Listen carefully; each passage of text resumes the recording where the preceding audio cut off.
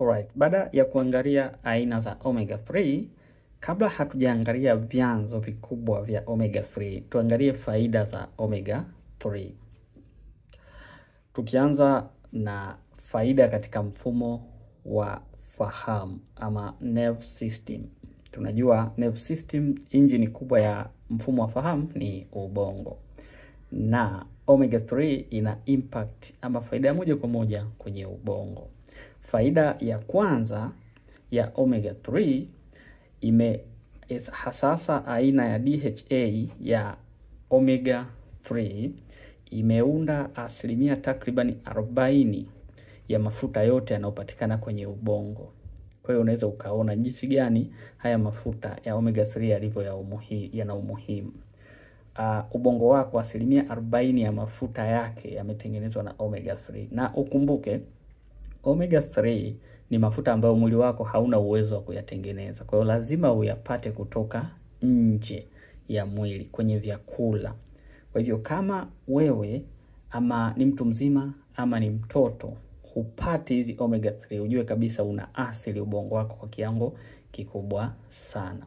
Lakini pia omega 3 inakukinga, kwa sababu hiyo inakukinga na matatizo kama Parkinsonism. Parkinsonism ni ugonjwa ambao mtu anakuwa anatetemeka. Mungu amrehemu Mheshimiwa Waziri Mkuu mstaafu ambaye ni marehemu saizi Mheshimiwa Lowassa ni moja kati ya watu ambao walikuwa na ugonjwa wa Parkinsonism.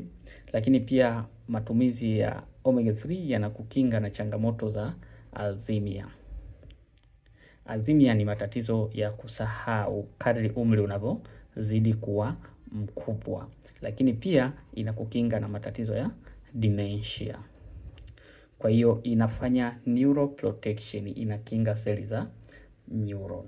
Lakini pia omega 3 inakusaidia hasa aina hii ya omega 3 EPA inakusaidia kukupunguza ama kukukinga na matatizo ya msongo wa mawazo, depression, lakini pia matatizo ya wasiwasi, anxiety. Vile vile inakukinga na matatizo ya stress. Kwa sababu omega 3 inasaidia kuzalishwa kwa kemikali za dopamine na serotonin. Hizi ni kemikali ambazo unazihitaji ili mwili wako kuwa katika state ya calmness. Calmness ama mwili wako kuwa katika ile hali ya kutulia. So unaweza ukaona mafuta ya omega 3 jinsi gani yalivyo na umuhimu. Lakini pia omega 3 inasaidia kwenye ukuaji wa ubongo. Ukuaji wa ubongo hasa kwa watoto wadogo. Wale watoto wadogo wanahitaji sana omega 3 hasa katika kipindi cha miaka 5 ya mwanzo, kwa sababu miaka 5 ya mwanzo ndio ubongo unakuwa kwa kasi sana. Kwa hiyo unahitaji kupata virutubisho muhimu. Na ndio maana kuna usemi unasema hivi, mtoto mpe vichwa vya samaki. Vichwa vya samaki kwa sababu EPA na DHA vyanzo vyake vikubwa ni samaki, kama tutakavyoangalia hapo baadaye kwenye vyanzo, lakini samaki ni chanzo kikubwa cha hivi. Kwa hiyo ule usemi wa mtoto mpe vichwa vya samaki ili afanye vizuri na ashindane na wenzake darasani una ukweli na uhalisia mkubwa sana ndani yake. Target ni kuipata ile omega 3 ndani ya hawa samaki. Lakini pia omega 3 inasaidia katika afya ya macho, eye protection.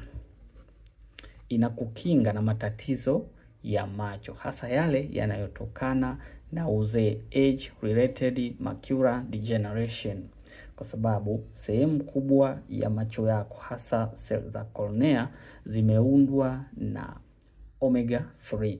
Na kabla hatujaendelea zaidi ni kwamba seli zote katika mwili wako zinahitaji mafuta, kwa sababu kingo zote za seli zimeundwa na mafuta tunaita phospholipids.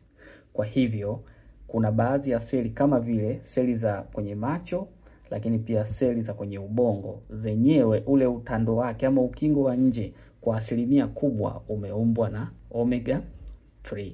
Kwa hiyo haya maeneo sio tu utumie mafuta, bali lazima utumie omega 3, ndiyo yatapata zile component ambazo kwa haya maeneo ndio component muhimu zaidi. Hiyo ni katika mfumo wa fahamu.